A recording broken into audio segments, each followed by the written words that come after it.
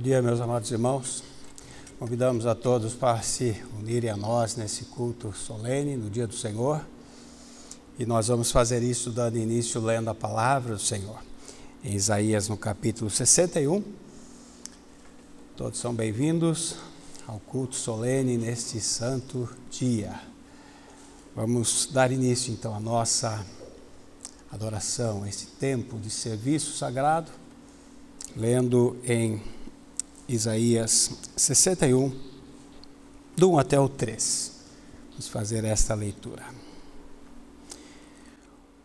O Espírito do Senhor Deus está sobre mim, porque o Senhor me ungiu para pregar boas novas aos mansos, enviou-me a restaurar os contritos de coração, a proclamar liberdade aos cativos e a abertura de prisão aos presos, a apregoar o ano aceitável do Senhor e o dia da vingança do nosso Deus, a consolar todos os tristes, a ordenar acerca dos tristes de Sião, que se lhes dê glória em vez de cinza, óleo de gozo em vez de tristeza, vestes de louvor em vez de espírito angustiado, a fim de que se chamem árvores de justiça, plantações do Senhor, para que ele seja glorificado. Amém.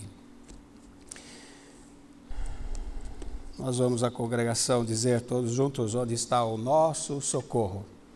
O nosso socorro está no nome do Senhor, que fez os céus e a terra. Amém. Graça a vós e paz da parte de Deus, o nosso Pai, e da do Senhor Jesus Cristo. Amém. Nós vamos ainda fazer mais uma leitura, agora no Salmo 14. É o salmo que vamos ler e cantar.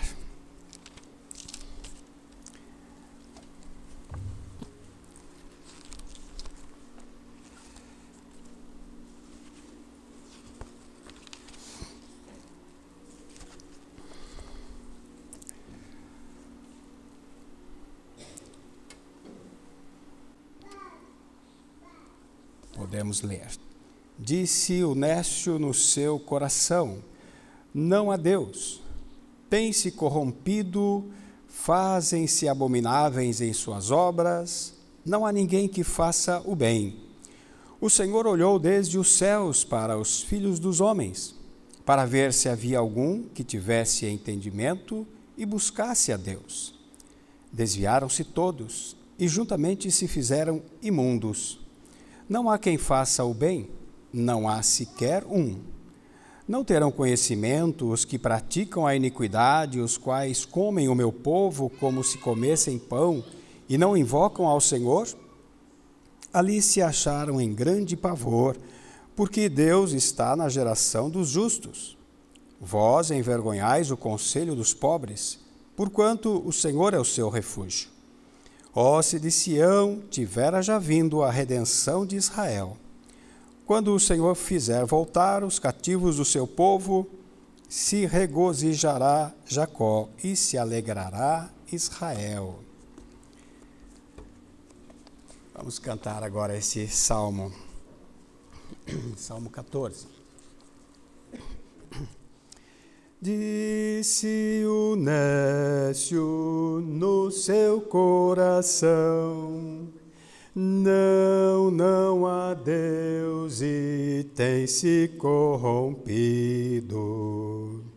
Fizeram-se abomináveis em suas obras, e dentre eles não há um sequer que faça o bem. O Senhor Deus olhou desde os céus e contemplou todos os filhos dos homens, a ver se havia alguém com entendimento, alguém disposto a buscar a Deus, ao menos um. Se desviaram do caminho caminho, e juntamente mundos se fizeram, extraviados se corromperão. Assim não há quem pratique o bem, sequer um só. Acaso esses obreiros do mal não têm temor e nem entendimento? Comem meu povo como se pão fosse. Eles jamais invocam ao Senhor, não querem Deus. Logo se acham em grande pavor, pois Deus está na geração dos justos.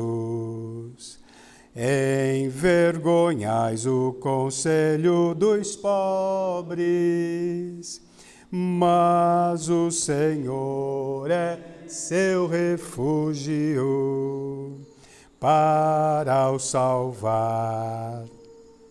Ó sedição, já surgisse a redenção do povo de Israel. Quando o Senhor trouxer os seus cativos,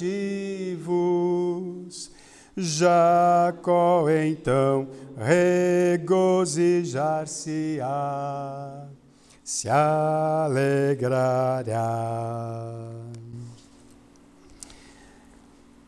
Nós vamos orar, invocando o nome do Senhor com ações de graças, bendizendo o nome dEle, pelos seus atributos grandiosos, pelas suas obras maravilhosas. Vamos todos juntos invocar o nome do Senhor.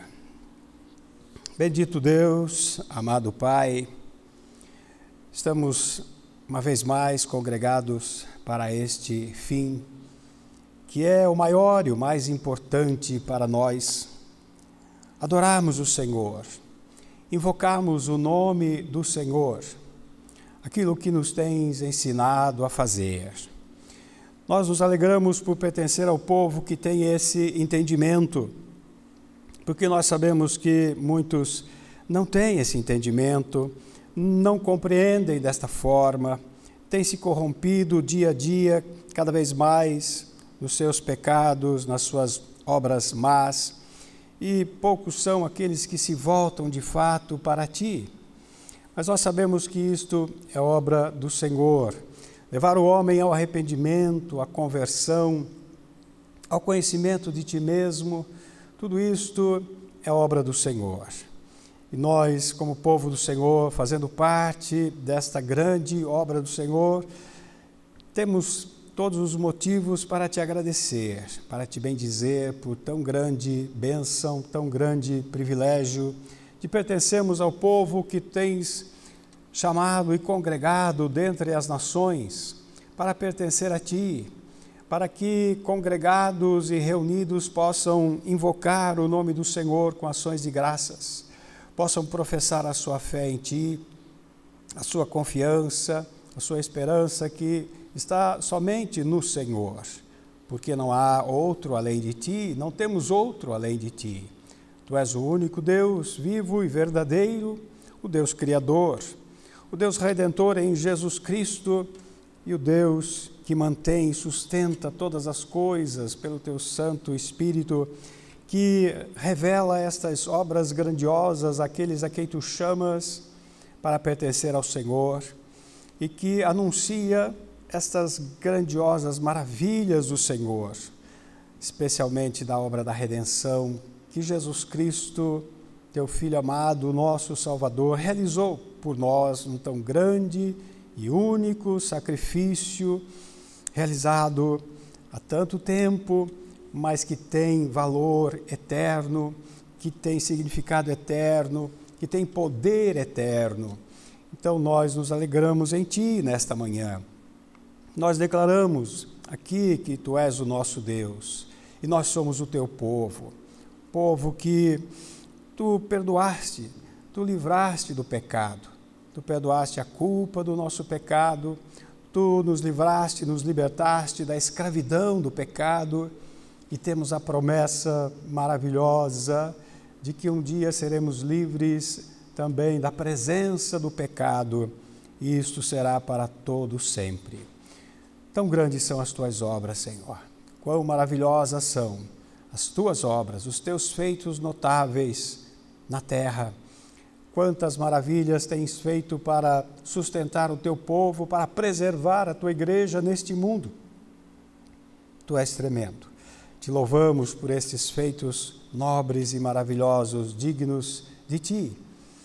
E Te agradecemos por revelar a nós os Teus atributos maravilhosos também, especialmente da Tua graça, da Tua misericórdia, da Tua bondade, da Tua longanimidade, paciência.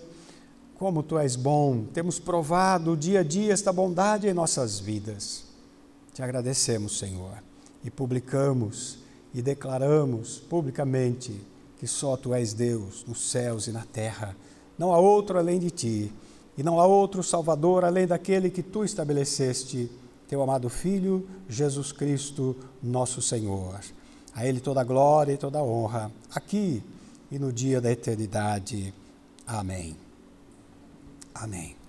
Nós vamos ainda, meus irmãos, cantar mais um salmo. Agora nós vamos cantar o Salmo 35, apenas as 5 primeiras estrofes.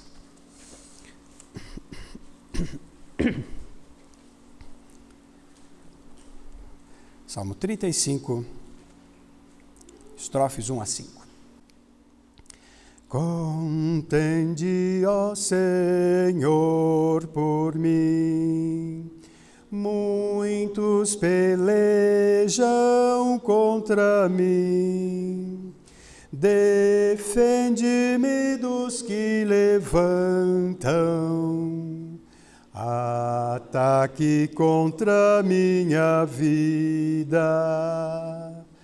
Pega o escudo e o broquel, levanta-te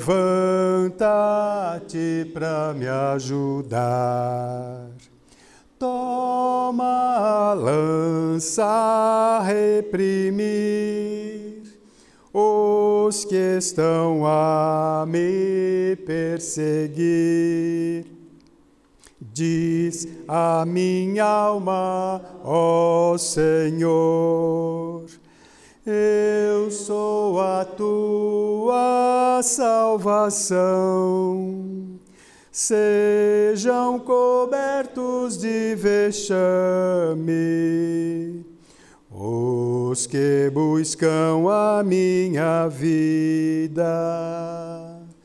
Todos eles voltem atrás, confundidos e atônitos. Todos que intentam o mal e contra mim se levantam. Sejam como a pragana, como a palha ao léu. Sejam impelidos ao vento, o anjo do Senhor os siga. Os cerque e os faça fugir. Seja o seu caminho assim, escuro e muito liso, lugar onde venho a cair. Oh, que o anjo os persiga, Senhor. do Senhor, porque sem causa esconderão de minha rede na cova, que sem razão cavaram para minha pobre alma. Sobrevenha-lhes destruição, sem eles o saberem, que a rede posta para mim prenda-os nos seus laços, caiam nessa destruição, e a minha alma se alegrará na tua grande salvação. Sim, no Senhor se alegrará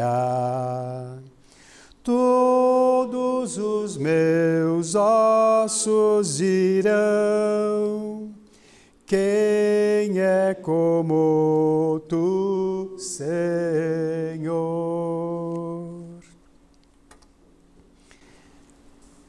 Nós vamos fazer a leitura da Santa Lei de Deus neste momento.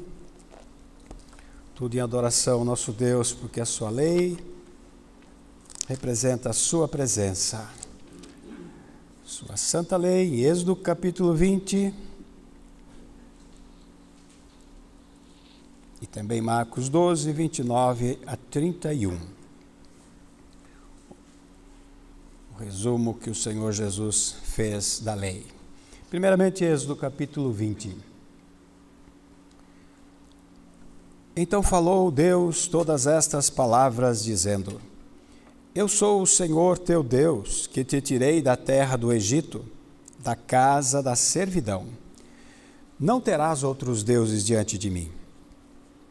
Não farás para ti imagem de escultura, nem alguma semelhança do que há em cima nos céus, nem embaixo na terra, nem nas águas debaixo da terra. Não te encurvarás a elas, nem as servirás, porque eu, o Senhor teu Deus, sou Deus zeloso, que visito a iniquidade dos pais nos filhos, até a terceira e quarta geração daqueles que me odeiam.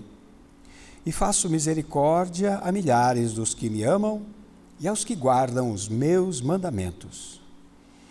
Não tomarás o nome do Senhor teu Deus em vão, porque o Senhor não terá por inocente o que tomar o seu nome em vão. Lembra-te do dia do sábado para o santificar. 6 dias trabalharás e farás toda a tua obra, mas o 7º dia é o sábado do Senhor teu Deus. Não farás nenhuma obra, nem tu, nem teu filho, nem tua filha, nem o teu servo, nem a tua serva, nem o teu animal, nem o teu estrangeiro que está dentro das tuas portas. Porque em 6 dias fez o Senhor os céus e a terra, o mar e tudo o que neles há, e ao 7º dia descansou. Portanto, abençoou o Senhor o dia do sábado e o santificou. Honra teu pai e a tua mãe, para que se prolonguem os teus dias na terra que o Senhor teu Deus te dá. Não matarás, não adulterarás, não furtarás, não dirás falso testemunho contra o teu próximo, não cobiçarás a casa do teu próximo, não cobiçarás a mulher do teu próximo, nem o seu servo, nem a sua serva, nem o seu boi, nem o seu jumento, e nem coisa alguma do teu próximo. Em Marcos, capítulo 12, versículo 29, o resumo da Santa Lei. E Jesus respondeu-lhe: O primeiro de todos os mandamentos é: Ouve, Israel, o Senhor nosso Deus é o único Senhor. Amarás, pois, ao Senhor teu Deus, de todo o teu coração, e de toda a tua alma, e de todo o teu entendimento, e de todas as tuas forças. Este é o primeiro mandamento. E o segundo, semelhante a este, é: amarás o teu próximo como a ti mesmo. Não há outro mandamento maior do que estes. Diante da santa lei do Senhor, vamos uma vez mais invocar o nome do Senhor nesta hora, pedindo perdão pelos nossos pecados de transgressão e de omissão diante da sua santa lei. Oremos ao Senhor. Eterno Deus, glorioso Pai, amado Pai Celestial, nós temos alegria e satisfação em estar na Tua presença, em podermos congregar neste lindo dia do Senhor. E só estarmos congregados na Tua presença já é uma grande bênção, porque sabemos onde nós estamos, sabemos que estamos reunidos no Teu nome e conhecemos a nossa identidade como povo do Senhor, como igreja do Senhor. E sempre que atendemos a convocação do Senhor para nos congregarmos, o Senhor ordena a Tua bênção e a vida. Então é muito bom nós estarmos congregados, Senhor.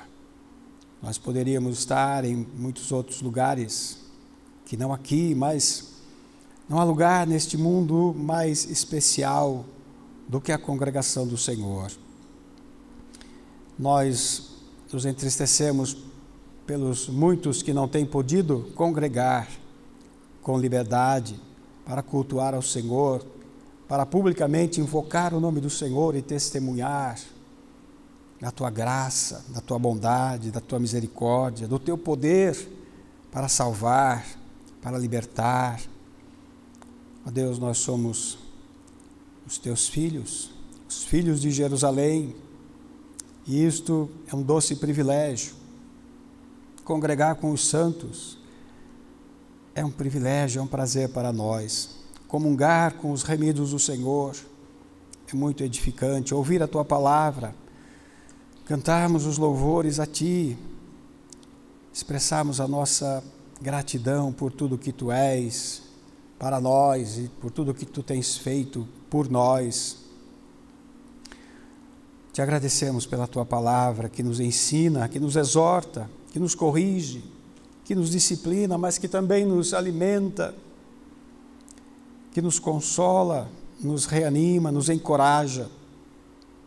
Como nós precisamos da Tua palavra, como nós precisamos do Teu Espírito Santo. Vivemos num mundo caído, num corpo caído, e somente a Tua palavra pode nos sustentar e nos conservar.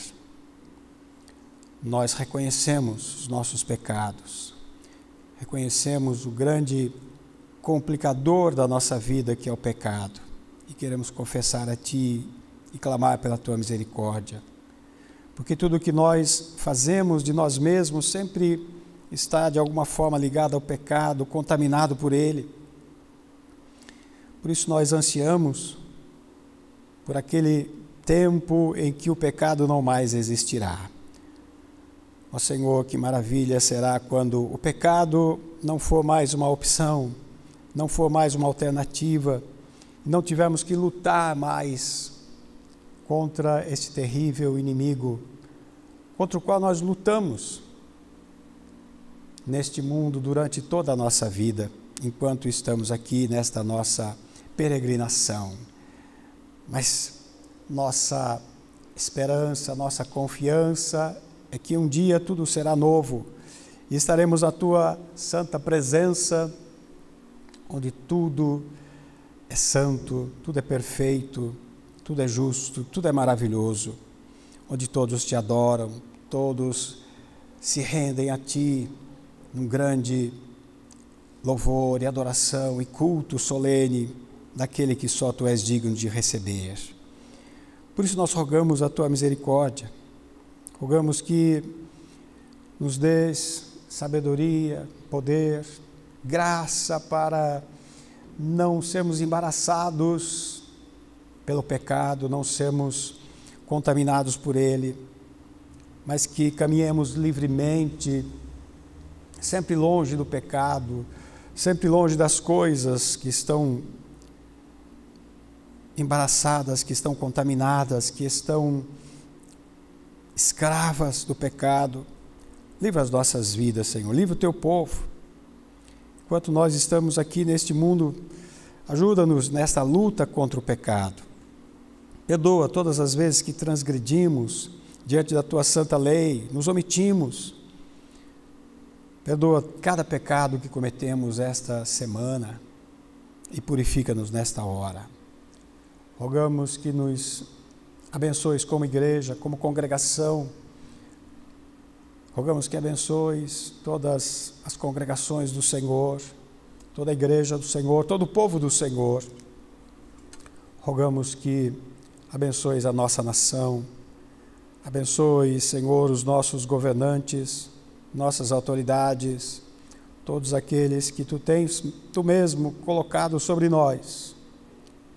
Que tu os abençoes, que tu os inclines para o bem, para o que é justo e agradável, para o que é benéfico para o teu povo. Que tu os abençoes, que tu abençoes os homens de bem desta nação, aqueles que querem o bem do teu povo. Que tu os abençoes, livrando-os dos homens malignos, dos homens maus, dos homens perversos, daqueles que não têm temor de Deus. Mas que a esses também tu te manifestes na vida deles, mostrando teu poder para salvar, para libertar. Ó Deus, nós entregamos tudo nas tuas mãos, sempre confiando e confiados de que tu farás sempre mais do que nós pedimos ou do que podemos pedir. Nós oramos agradecidos. Fica conosco. Aceite a nossa gratidão, nosso louvor, nossas ações de graças. Oramos no nome do Senhor Jesus Cristo, agora e para sempre. Amém. Amém. Irmãos, vamos cantar também o Salmo 119, a partir do versículo 113. Salmo 119, 113 a 120. Salmo 119, versículo 113 ao 120.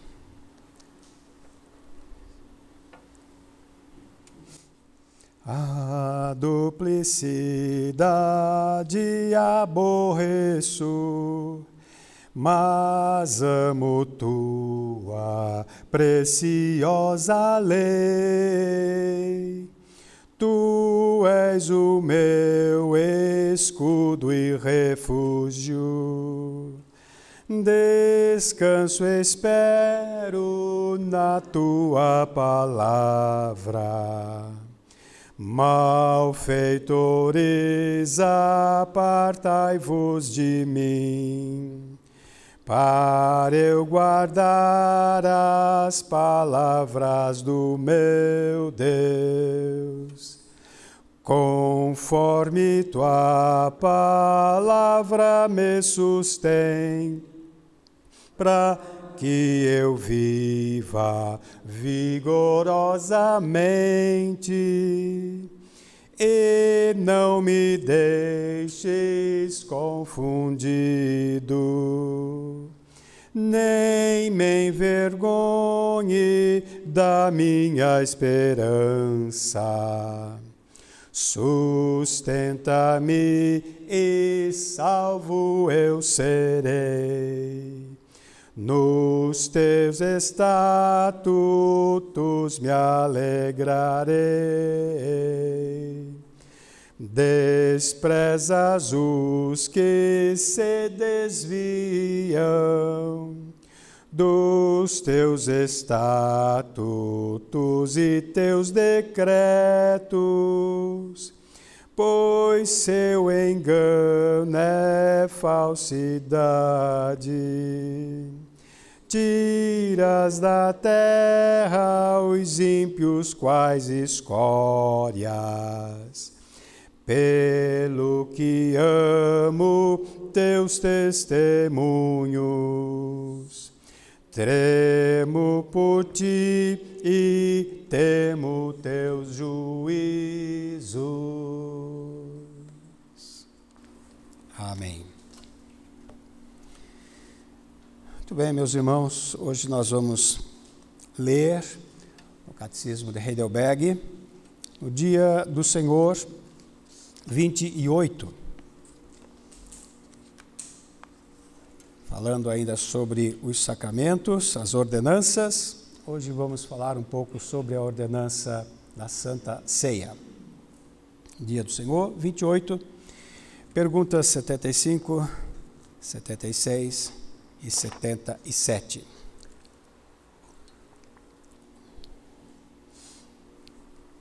Pergunta 75 e resposta. Como a Santa Ceia lhe faz saber e lhe assegura que você tem parte no único sacrifício de Cristo na cruz e de todos os seus dons? Do seguinte modo: Cristo ordenou a mim e a todos os crentes que, em sua memória, comêssemos desse pão partido e bebêssemos desse cálice. Juntamente com esse mandamento, ele deu essas promessas. A primeira: tão certo como eu vejo com os meus olhos o pão do Senhor partido para mim e o seu cálice dado a mim, assim também foi o seu corpo ofertado por mim e o seu sangue derramado por mim na cruz. E a segunda: tão certo quanto recebo das mãos do ministro e provo com a minha boca o pão e o cálice do Senhor, como sinais seguros do corpo e do sangue de Cristo, assim também ele mesmo com seu corpo crucificado e o seu sangue derramado, alimenta e nutre a minha alma para a vida eterna. A pergunta 76 e a resposta. O que significa comer o corpo crucificado de Cristo e beber o sangue derramado, seu sangue derramado? Primeiro, aceitar de todo o coração todo o sofrimento e morte de Cristo e assim receber o perdão dos pecados e a vida eterna. Segundo, ser unido cada vez mais ao santo corpo de Cristo pelo Espírito Santo que vive tanto nele quanto em nós. Portanto, embora Cristo esteja no céu e nós estejamos na terra, somos carne da sua carne e osso dos seus ossos, e vivemos eternamente e somos governados por um único Espírito, assim como os membros do nosso corpo o são por uma única alma. E a pergunta 77 e a resposta. Onde foi que Cristo prometeu que Ele quer alimentar e refrigerar os crentes com seu corpo e sangue, tão certamente quanto eles comem desse pão partido e bebem desse cálice? Na instituição da ceia do Senhor, onde lemos: porque eu recebi do Senhor o que também vos ensinei, que o Senhor Jesus, na noite em que foi traído, tomou o pão e, tendo dado graças, o partiu e disse: tomai, comei, isto é o meu corpo, que é partido por vós. Fazei isto em memória de mim. Semelhantemente também, depois de cear, tomou o cálice, dizendo: este cálice é o novo testamento no meu sangue.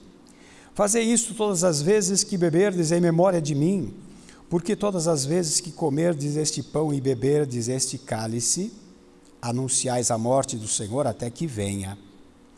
1 Coríntios 11, 23 a 26.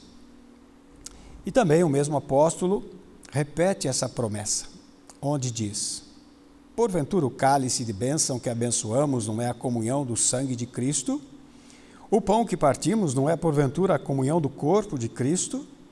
Porque nós, sendo muitos, somos um só pão e um só corpo, porque todos participamos do mesmo pão. 1 Coríntios 10, 16, 17.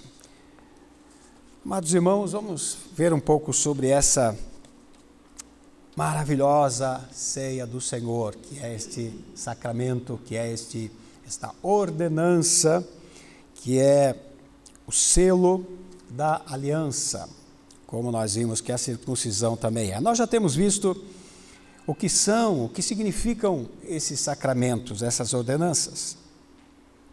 Mas hoje vamos ver um pouco sobre a Santa Ceia, também conhecida como Eucaristia, desde o início da Igreja.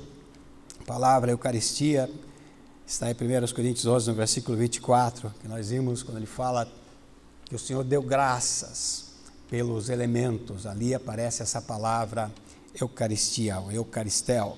Tanto 1 Coríntios 11, 24, e também Lucas 22, 19, quando Jesus dá graças pelo pão e pelo cálice, ali aparece essa palavra Eucaristia, Eucaristel. Então, de onde vem a ceia? De onde veio esse sacramento? Qual é a origem dela? Nós precisamos entender um pouco disso, porque como gentios que somos, ou seja, não tendo aquela tradição judaica, tradição dos judeus, dos hebreus, muitos não têm ideia de onde surgiu esse sacramento, esta ordenança, de onde surgiu de fato a Santa Ceia. A Santa Ceia vem desde a antiga igreja, desde a antiga aliança, do antigo povo de Deus. Obviamente que lá era conhecido como a Páscoa, que se tornou para a igreja na Santa Ceia. A Páscoa tem sentido para os judeus, marcou a história dos judeus, marcou de fato o nascimento da nação, do povo de Israel. Quando eles saíram do Egito e foram para a terra de Canaã, ali estava uma nação, Deus estava começando aquela nação. E naquele dia que eles saíram do Egito, Deus instituiu a Páscoa, que foi celebrada durante toda a história do povo de Israel no Antigo Testamento. E Jesus encerra a celebração da Páscoa, instituindo em seu lugar a Santa Ceia. Então, os filhos de Abraão viveram no Egito ali durante 430 anos. Eles desceram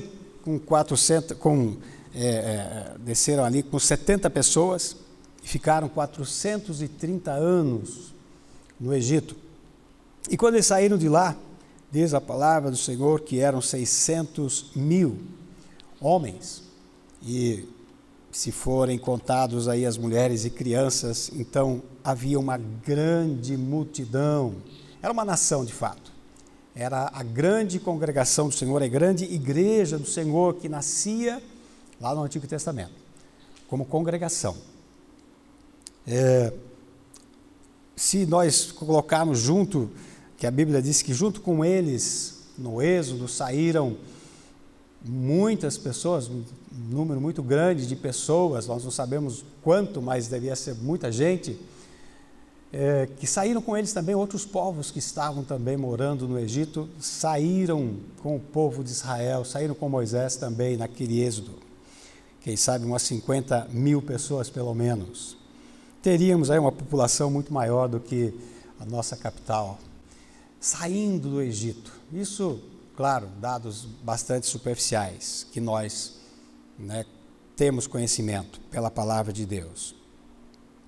Mas era muita gente, e se colocarmos esta multidão, este povo, em relação à população mundial daqueles dias, que era de aproximadamente 70 milhões de pessoas, então fica ainda muito maior e mais expressiva essa multidão. Então ali começou o povo de Israel, a igreja do Antigo Testamento. Assim foi a formação da igreja, nesse acontecimento único, sem precedentes, uma coisa tremenda. Por isso que nós louvamos a Deus pelos seus feitos poderosos, porque foi uma coisa extraordinária. Não foram poucas pessoas fugindo do Egito, foi uma nação, foi uma multidão, uma nação, uma multidão de povos saindo dali. Foi uma intervenção do céu na terra, que marcou a história da humanidade para sempre. E marcou a história do povo de Israel desde o seu nascimento. Israel, porque para eles foi o começo da sua história como nação. como nação livre, como nação que ia ser colocada na sua própria terra. Esse foi o começo da história da ceia, começo da Páscoa. Naquela noite, eles celebraram, naquela tarde e à noite, eles celebraram a primeira Páscoa. Ali estava Deus, em Êxodo capítulo 12, você vê isso, Deus instituindo este sacramento, este sinal da aliança, e ordenando que eles celebrassem continuamente, comemorassem, sempre lembrando aquele livramento, a salvação de Deus, a libertação do seu povo, o início da igreja, da congregação no Antigo Testamento. Esse foi o começo. Era o mês de Abib. E o mês de Abib era o 7º mês deles. Era o 7º mês do calendário civil dos hebreus. E Deus ordena que aquele dia, aquele mês, se tornasse o primeiro deles. Então, tudo isso é a história de como começou a Páscoa, como começou a ceia, de onde vem o nosso sacramento, de onde vem a Santa Ceia. Mês de Abib era o 7º mês deles. Mês de Abib em hebraico, depois do cativeiro babilônico, depois que eles voltaram da Babilônia, eles passaram a chamar Nissan, em babilônico. Mas era o 7º mês, correspondia ao 7º mês, e Deus falou, mas este será o primeiro dos meses. Êxodo capítulo 12, no versículo 2, Deus ordena que, mesmo sendo o 7º mês do ano, o Senhor ordena que o calendário começasse com ele. Êxodo 12, 2. Este mesmo mês vos será o princípio dos meses. Este vos será o primeiro dos meses do ano. Ali começou, então, esta ordenança, este sacramento, a Páscoa. Cada família devia sacrificar um cordeiro no dia 14 daquele mês de Abib. E nós ficamos pensando quantos cordeiros foram sacrificados ou deviam ser sacrificados naquele dia, ou naquela tarde, naquela noite, porque a Páscoa, os cordeiros eram sacrificados na tarde, no final da tarde do dia 14. Quantos cordeiros foram sacrificados ali? 200 mil, 300 mil, 500 mil, nós não sabemos, não podemos saber. Mas o que eu quero que você pense aqui é no derramamento de sangue que houve ali. Porque o início da Páscoa, o início desse sacramento aconteceu com este derramamento de sangue. E prosseguiu durante toda a história do povo de Israel com este derramamento de sangue. Grandioso, tremendo, uma coisa assim tremenda. Não podemos imaginar o derramamento de sangue que houve na primeira Páscoa e depois continua no povo de Israel. Quando eles entram na terra, eles continuam sacrificando os cordeiros. Então, isso é um pouco da história da origem da Páscoa, da origem da ceia do Senhor e o porquê que ele estabeleceu isto. Nós, como eu disse, nós não somos judeus, então nós precisamos aprender um pouco como era isso, como foi isto, como era a Páscoa, para entendermos melhor o significado da ceia do Senhor, do pão e do vinho, corpo e sangue de Jesus Cristo. Então a Páscoa era essa primeira festa religiosa do calendário judaico, mês de Abib, ou Nissan, aos 14 do mês, e diz lá em Levítico 23, versículo 5, que no primeiro mês, mas esse primeiro mês era já o 7º, era o Abib, ou Nissan, depois da Babilônia. Então, no primeiro mês, aos 14 dias do mês, pela tarde, era específico, Levítico 23, 5, pela tarde, é a Páscoa do Senhor. Em Êxodo 12, no versículo 6, também o Senhor disse que era à tarde que eles deveriam sacrificar os cordeiros, pela tarde, ao cair da tarde. Então, ali eles começaram a Páscoa. E, imediatamente, a Páscoa vinha a festa dos pães asmos, que emendava durante 15 dias, ou 8 dias, pelo menos, esta festa eram 8 dias, com a festa dos pães asmos. Toda a festividade durava 8 dias. O cordeiro era sacrificado na Páscoa, separado 4 dias antes, para ser colocado em observação, não podia ter nenhuma falha, nenhum defeito nele, não poderia ser doente, nenhuma doença, nenhum defeito, porque ele apontava para Jesus Cristo, o sacrifício perfeito de Deus. Então, cada família tomava ali um cordeiro e sacrificou. No Egito, eles sacrificaram em casa, mas quando eles entram na terra, Deus estabelece um lugar para o sacrifício, que era o templo em Jerusalém. Então, eles levavam daí do templo, e lá eram sacrificados os cordeiros. Era uma oferta pelo pecado, uma oferta pela libertação do povo de Deus, que apontava o sacrifício verdadeiro de expiação pelo nosso pecado, o sacrifício de Jesus. Então era um grande derramamento de sangue, é isso que precisa ficar muito claro para nós. Houve muito sangue derramado dos cordeiros, porque era uma mostra visível ali do preço do pecado, né, da queda. Então, se a antiga circuncisão, como nós já falamos sobre ela, era um sacrifício sangrento e promovia um derramamento de sangue, então, que seria a Páscoa? A Páscoa era muito mais. Só alguns registros históricos dos dias de Jesus mostram que naqueles dias 250 mil cordeiros eram sacrificados na Páscoa, só na Páscoa. Não falando dos outros sacrifícios que eram feitos todos os dias, diariamente tinha derramamento de sangue. Todos os dias tinha um sacrifício de manhã e um de tarde. Mas a Páscoa, que nós estamos falando da Páscoa, na Páscoa 250 mil cordeiros eram sacrificados ali no templo. Eles levavam para o templo para sacrificar no templo, e os sacerdotes sacrificavam aqueles cordeiros. E como era o cair da tarde, eles tinham muito pouco tempo para fazer aquele sacrifício, ou todos os sacrifícios. Eles tinham poucas horas, em torno de 2 horas, porque já escurecia. Então, além disso, mostra aquela atividade de derramamento de sangue, que era a Páscoa. 250 mil cordeiros, 600 sacerdotes estavam nesse serviço, e ainda assim diz este historiador que cada um deles tinha que matar pelo menos 2 animais a cada minuto, 2 cordeiros por minuto, para que eles pudessem sacrificar naquele período de 2 horas, aproximadamente em torno de 250 mil cordeiros, só naquela tarde. Do templo escorria o sangue para o vale do Cedron, onde tinha um ribeiro, e então o mesmo historiador diz que esse ribeiro do Cedron corria por semanas tinto de sangue. Esse era o sacrifício da Páscoa. Foi assim que começou. E tudo isso, meus irmãos, estamos falando por quê?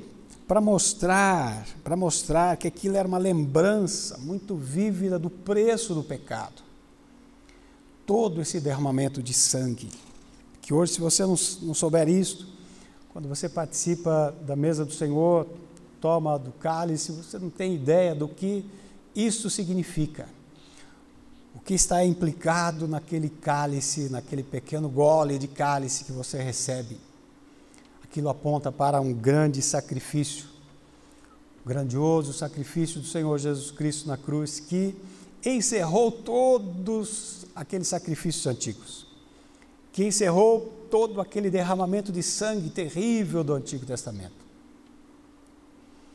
Então aquele sangue todo ali mostrava o preço do pecado, como foi terrível.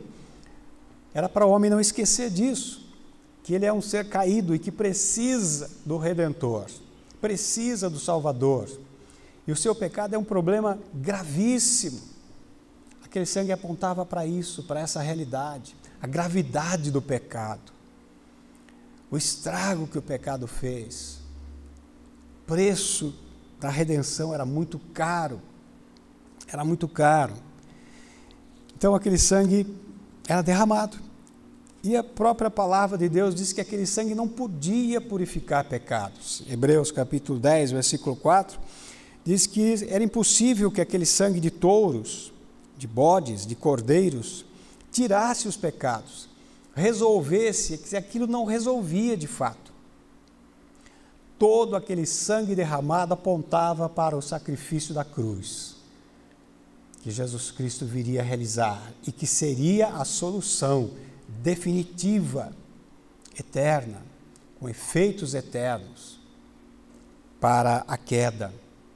O sacrifício de Jesus substituiu todo o derramamento de sangue. Os 2 sacramentos no Antigo Testamento eram sangrentos. E quando Jesus apresenta o cálice, na noite em que ele foi traído e ele instituiu a ceia, ele disse que aquele era o sangue da nova aliança, implicando que todo o sangue da nova aliança era aquele. Não haveria mais derramamento de sangue. O único sangue derramado na nova aliança era o sangue de Jesus, o verdadeiro Cordeiro. Então, veja que eles mostravam a sua fé. Quando eles faziam aquele sacrifício, faziam obediência a Deus, sabiam que era o selo da aliança eterna, e aquele selo, aquele sacrifício, aquela ordenança, aquele sacramento apontava para o verdadeiro Cordeiro de Deus. Então, se você morasse lá, ou vivesse naqueles dias e quisesse fazer parte daquilo, se quisesse servir o Deus de Israel, você teria que se unir à congregação, ser circuncidado e depois apresentar esses sacrifícios. Então veja que era desta forma. Nenhum incircunciso podia, nenhum gentio podia participar daquele sacramento. Mas se ele quisesse, o próprio capítulo 12 de Êxodo, no versículo 48, fala isso. Se algum incircunciso ou se algum estrangeiro estiver com vocês, ele quiser participar, quiser fazer parte da congregação, tem que ser circuncidado e apresentar o sacrifício e participar então daquele sacrifício. Então, como nós dissemos, tudo aquilo foi substituído pela Santa Ceia. Então você vê a dimensão da Santa Ceia. A Santa Ceia não é simplesmente um pedaço de pão e um cálice que não tem muito valor. É muito precioso. É muito precioso. O Senhor Jesus fez algo extraordinário, nos poupando de todo aquele sacrifício trabalhoso do Antigo Testamento. Por isso, na última Páscoa, ele então celebra com os discípulos e ele então institui ali a ceia e diz aos discípulos que celebravam a ceia que a Páscoa estava sendo cumprida. Ele era o Cordeiro da Páscoa, ele seria sacrificado em Jerusalém. Então, ele ensina tudo isso aos discípulos e diz que o sangue dele agora, o sangue da aliança, que purifica todo o pecado, o sangue que purifica de fato o pecado, seria derramado naquela Páscoa, na última Páscoa. Ele era o Cordeiro, o sangue que verdadeiramente iria purificar os pecados. Então ele toma o pão, o cálice naquela noite e fala: esse é o meu corpo e aqui está o meu sangue derramado por vós. Este é o sangue, ele diz, da aliança. Não aqueles tipos, não aquelas ofertas cerimoniais, mas ele diz: este é o sangue da aliança, o sangue dele, que estava ali representado naquele cálice. Então esse é um mistério, meus irmãos, grandioso, que só aqueles que Deus ensina e abre os olhos para compreender tudo isso é que pode compreender, porque é um mistério grandioso. Por isso que a palavra sacramento, ou também era conhecida como mistério desde o começo da igreja, porque é uma coisa misteriosa, é um selo que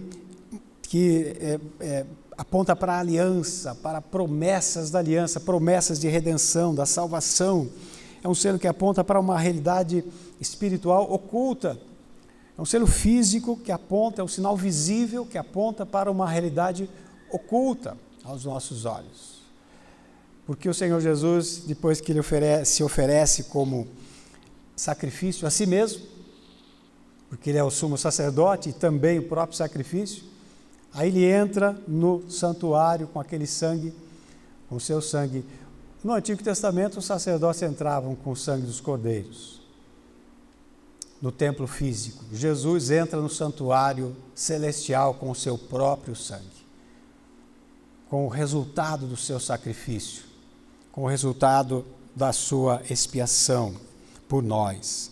Por isso ele diz, este é o sangue da aliança, o selo de fato da aliança. Esse é o mistério da Santa Ceia, é este mistério, é disso que nós participamos. Nós nos tornamos um com Cristo, nós somos unidos a Ele nesse sacramento. Ou isso aponta para a nossa união com Ele, que é realizada pelo Espírito Santo.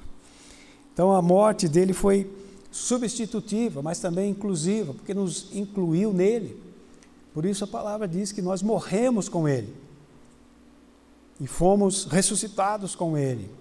E juntamente com Ele assentamos nos lugares celestiais. Isso é inclusão. Ele nos incluiu na sua morte também. Então, por isso que diz que nós morremos, ressuscitamos com Ele. Tudo isso é misterioso.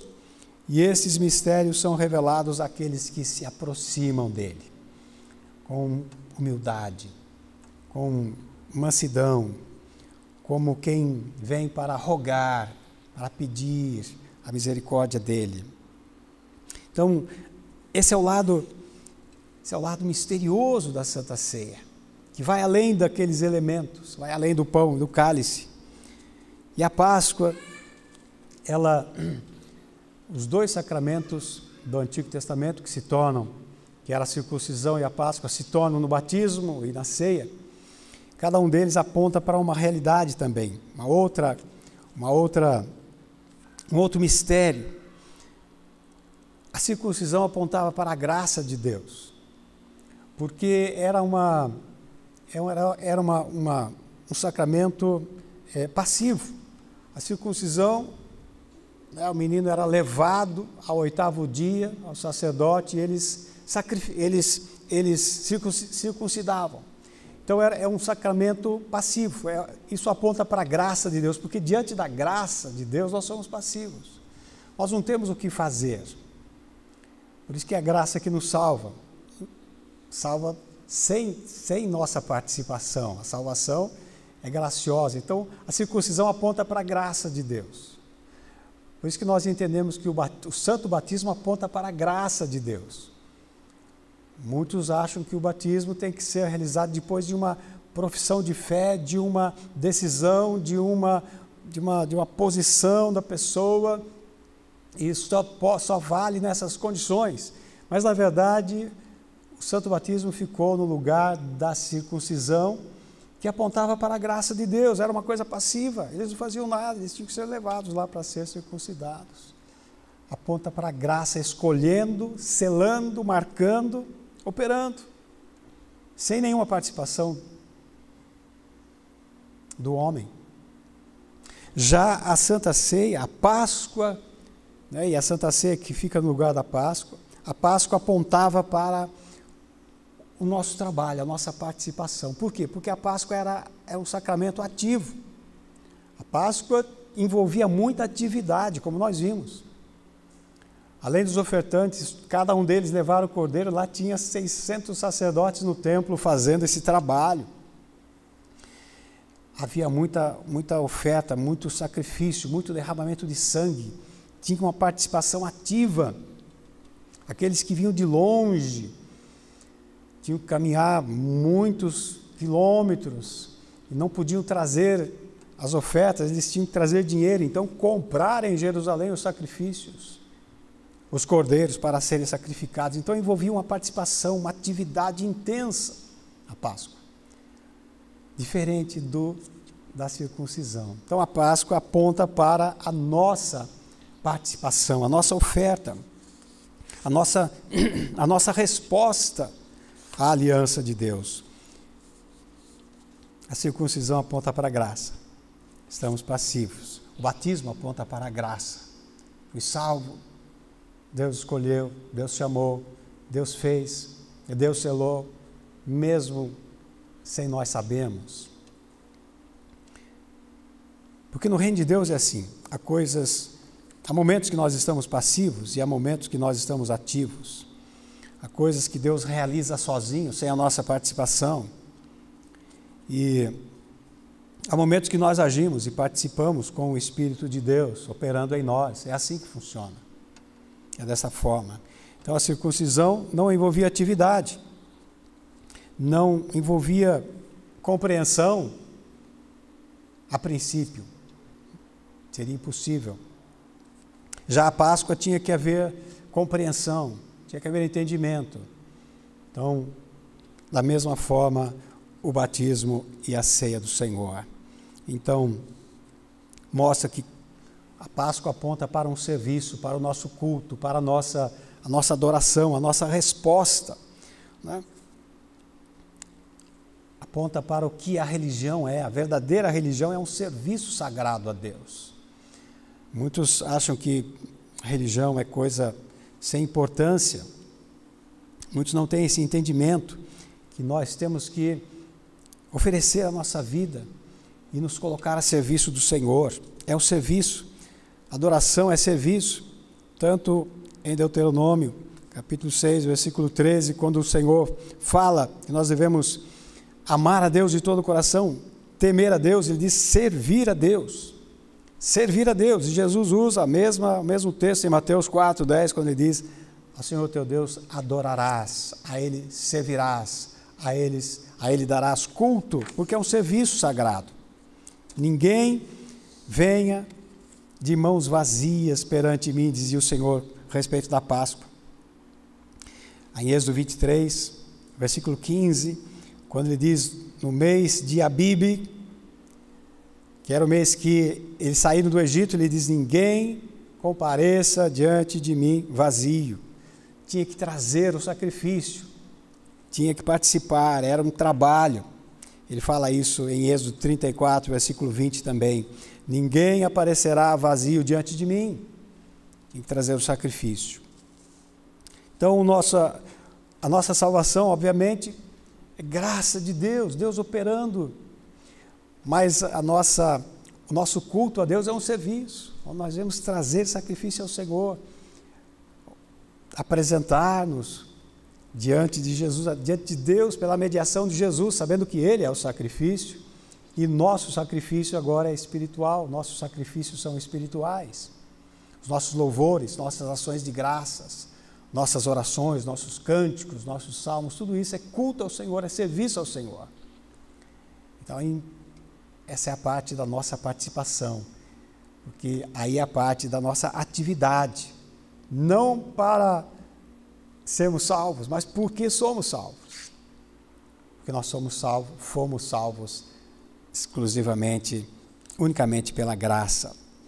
Então, o Novo Testamento diz, por exemplo, Hebreus 13, 15, diz: ofereçamos ao Senhor Deus um sacrifício de louvor. Mas oferecer significa que eu tenho que dar, implica atividade, eu tenho que fazer isto. Culto, então, não é só um lugar onde nós vamos receber as coisas. Eu venho oferecer sacrifício de louvor. 1 de Pedro 2,5 diz que nós somos sacerdócio santo para oferecer sacrifícios espirituais. Oferecer, serviço. Culto, primeiramente, não é um lugar de receber, mas de oferecer. De oferecer. Um culto não é lugar de receber as coisas simplesmente, como alguns pensam, e pior, muitos pensam que é um lugar de se alegrar, se divertir até. Culto é um serviço sagrado, onde você vem oferecer algo a Deus, a sua gratidão, com ações de graça, com cânticos, com louvores que expressem a sua gratidão pelo que Ele fez por você, por Ele ter salvo você. Esse é o culto. E nós fazemos isso publicamente, porque o Senhor deseja que a igreja, os seus filhos, os seus selados, aqueles que têm o selo da aliança, se congreguem. Esse é o desejo de Deus. Deus ama a adoração coletiva. Você imagina que no céu não deve haver adoração individual, né? Ninguém vai adorar o Senhor sozinho. Ninguém fica lá no seu canto adorando o Senhor. Tem uma adoração coletiva. Os anjos e todos os santos redimidos. Uma adoração celestial. A adoração na terra tem que copiar o modelo do céu sempre. Então aquela ideia de que alguns têm que fazem o seu culto individual, a sua adoração individual, isso não combina com o culto celestial, que é coletivo. Então, obviamente, sim, aqui nós adoramos a Deus, não apenas o nosso culto individual, mas com tudo que nós fazemos devemos adorar a Deus. Todo o nosso trabalho, todas as nossas atividades nesse mundo devem promover a glória de Deus. Mas há um momento do culto solene, da adoração coletiva. Então, é nesse sentido que nós nos congregamos. E a ceia, meus irmãos, para nós completarmos, é um sacramento que a Bíblia mostra com todas as letras a seriedade, a gravidade dele. Mais do que qualquer coisa, ela envolve realmente o mundo espiritual, a nossa união com Cristo. Paulo disse que nós nos tornamos um espírito com Ele. Jesus disse, nós estamos nele, Ele em nós. Ele disse, eu estou no Pai, vós em mim, eu em vós. Há uma união com Deus, com Cristo, é uma coisa que aponta, esse sacramento aponta para uma realidade muito grandiosa, muito grave, muito séria. E a Bíblia nos adverte a respeito disso.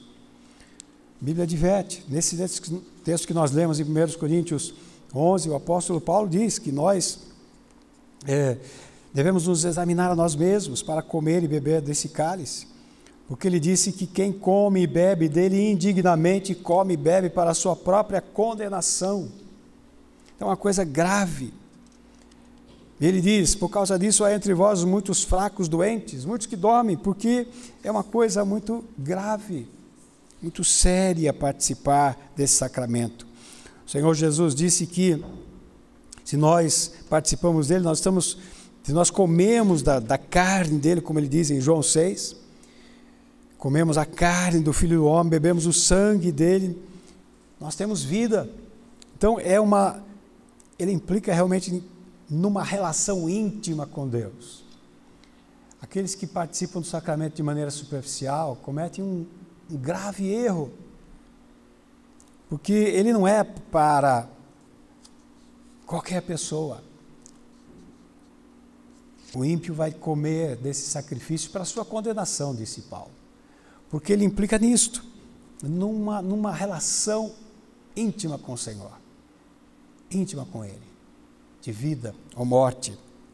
Então ele diz, quem come a minha carne e bebe o meu sangue tem a vida eterna, e eu o ressuscitarei no último dia, porque a minha carne e meu sangue, verdadeiramente comida e verdadeiramente bebida. Quem come minha carne, bebe meu sangue, permanece em mim, eu nele, ele disse. Quem de mim se alimenta, viverá por mim, ele disse. Viverá por mim. Isso significa que ele vive em nós e nós nele. Quando o Senhor Jesus deu a ceia, partiu o pão, em Lucas 24, versículo 30 e 31, aqueles discípulos que estavam em Emaús, disse, quando ele entregou, abençoou o pão, deu graças, partiu o pão e lhes deu, diz que abriram os seus olhos para eles entenderem tudo o que estava acontecendo ao seu redor, sobre o mistério da redenção, que eles ainda não tinham entendido. Diz que os olhos deles se abriram e eles compreenderam tudo, todas as coisas, que Jesus tinha morrido, ressuscitado, estava com eles. Então veja que não é uma coisa mística, mas há algo de muito grave, muito sério na ceia do Senhor. Comeram o pão, seus olhos se abriram, reconheceram a Jesus. O apóstolo Paulo diz, quem come e bebe dele indignamente, come e bebe para a sua própria condenação. Nós lembramos do episódio de Judas, quando naquela noite o Senhor Jesus dá a ceia para todos os discípulos, e ele deu para Judas também. Só que Judas era ímpio. Então veja, é o ensino da Escritura. Enquanto abençoou os discípulos, trouxe maldição para Judas. E diz que no momento que ele toma a ceia, o bocado molhado que Jesus dá para ele, Satanás imediatamente entra nele. Isso mostra a gravidade, a seriedade desse sacramento. De todos os dois sacramentos, obviamente, do culto, todas as coisas que se relacionam com o Senhor e com o culto ao Senhor, são sérias, graves. A vida da igreja é uma vida séria, grave, de muita alegria, de muito contentamento, de muita satisfação, que só os cristãos conhecem, mas é séria. Não podemos fazer da igreja aquilo que nós queremos, ou que muitos fazem, tornando a igreja um lugar de diversão, de entretenimento, de distração. A igreja é um lugar onde você vem cultuar, adorar a Deus. E isso é muito grave, e esse sacramento aponta para isto. Então esta é a maravilhosa ceia do Senhor. Nós participamos do verdadeiro Cordeiro, que morreu, que foi sacrificado por nós e que está no céu. Aquele que participa dessa maneira, se alimenta de Cristo, é fortalecido por Ele. E aquele que participa de maneira ímpia, o ímpio que participa, come e bebe para a sua própria condenação. Então esse é o segundo sacramento. Essa é a importância dele. Essa é a seriedade dele. E é a grande bênção para os crentes, porque ele aponta para essa realidade que está oculta aos olhos do mundo. Eles não entendem, eles não sabem de fato o que Jesus veio fazer aqui, porque ele disse tantas vezes que a hora dele tinha chegado, e que, porque ele orou dizendo: Pai, minha alma está angustiada até a morte, mas que pedirei? Salva-me desta hora, mas para isto vim, para esta hora. Então, Pai, glorifica o teu nome. Quando ele orou no Getsemane, dizendo: se for possível, afasta de mim este cálice, este momento em que ele deveria receber sobre si todo o pecado do seu povo. Aqueles pecados que o sangue daquelas ovelhas, daqueles cordeiros não podiam tirar. Todo o pecado é colocado sobre ele. E ele morre para nos libertar, para nos fazer livres e servir a Deus com liberdade. Então, para isso aponta esse sacramento. Que o Senhor traga entendimento, que o Espírito de Deus ilumine sua mente e coração para compreender, de fato, esse mistério, no nome de Jesus. Amém. Nós vamos orar ao Senhor, agradecendo a Ele o privilégio que nós temos de pertencer à sua igreja, ao seu povo. Amado Deus, amado Pai, te louvamos e te adoramos porque nós temos o privilégio de termos recebido o selo da aliança e por podermos sempre estarmos lembrando aquilo que o Senhor realizou por nós, aquilo que o Senhor veio fazer neste mundo, que é salvar o teu povo, e de fato o Senhor realizou. Te louvamos por tão grande sacrifício que o Senhor realizou por nós na cruz do Calvário, morrendo, sofrendo, sendo esmagado sob o peso dos nossos pecados, recebendo o cálice que era devido a nós, recebendo sobre si toda a ira da justiça eterna que era devida a nós. Ali foste massacrado, humilhado, exposto, mas proveste tão grande salvação, realizaste tão grande salvação, consumaste tão grande salvação. Te louvamos e te bendizemos. agora e para sempre. Amém. Amém. Amados irmãos, nós vamos cantar o último salmo desta manhã, que é o Salmo 13.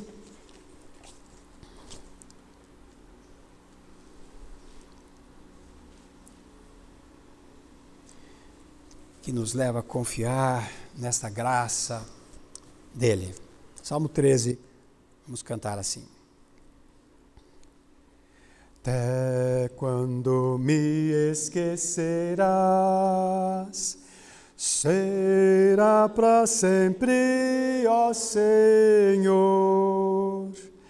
Até quando ocultarás teu rosto, até quando na alma irei teimar, no coração sempre triste, até quando o inimigo vai erguer-se, Senhor, contra mim. Atenta para mim, responde. Ó Deus, meus olhos ilumina. Da morte o sono eu não durma. Não diga ao inimigo assim, eu contra o tal prevaleci. Eus que são meus adversários, não se alegrem nem exultem, quando estou vacilando. Mas no tocante a mim eu vou, na tua graça confiar. Meu coração se regozije na salvação e cantarei, pois Deus muito bem me tem feito. Amém. Nós vamos encerrar nesta oração final e a bênção no nome do Senhor. Bendito Deus, amado Pai Celestial, uma vez mais nós invocamos o Senhor neste teu santo dia com ações de graças por tudo que tu és, por tudo que tu fazes, tudo que fizeste e continuas fazendo pela tua igreja, pelo teu povo. Nós te louvamos porque reconhecemos que o Senhor é a fonte de toda bênção, de toda provisão, de toda beneficência, de tudo que nós necessitamos para viver neste mundo e também para a vida eterna. Tu és a fonte, a única fonte. Por isso em Ti nós confiamos. Nossos olhos estão postos em Ti, porque sabemos que tudo o que somos devemos a Ti, tudo o que sabemos devemos a Ti, tudo que nós precisamos, nós dependemos de Ti. A vida vem de Ti, toda provisão espiritual, material, vem de Ti. E é para o Senhor que nós olhamos e é a Ti que nós agradecemos. Rogamos que continues conosco, conduzindo as nossas vidas neste mundo caído, neste mundo tão carente, neste mundo tão necessitado, neste mundo tão perdido, tão afundado em trevas, sem o conhecimento do verdadeiro Deus, sem o temor do Senhor, caminham uma vida terrível, miserável, uma vida que os condenará para sempre, se eles não se voltarem para Ti. Tem misericórdia. Tem misericórdia daqueles que estão cegos, daqueles que estão no reino dos ídolos e das superstições, sem conhecer o Deus vivo e verdadeiro, sem conhecer o mediador Jesus Cristo, como de fato Ele é único, suficiente. Quantos estão se voltando para os ídolos, para as superstições, para o engano religioso? Quantos perderam de vista a tua igreja, o teu culto? Quantos que vivem na ignorância? Tem misericórdia daqueles que são teus, salva-os, tira-os do erro, trazendo-os para a tua verdade. Senhor, nós olhamos para ti e clamamos pela tua misericórdia. Os tempos são maus, os dias são difíceis e a nossa esperança está somente em ti. Não temos nenhuma esperança nos homens, não temos esperança em príncipes e governantes deste mundo. Os nossos olhos estão postos em ti, porque tu és o Deus que governa os céus e a terra. Tu és o Senhor que sustenta e mantém e dirige todas as coisas como tu queres, pelo teu grande propósito, pelo teu santo propósito.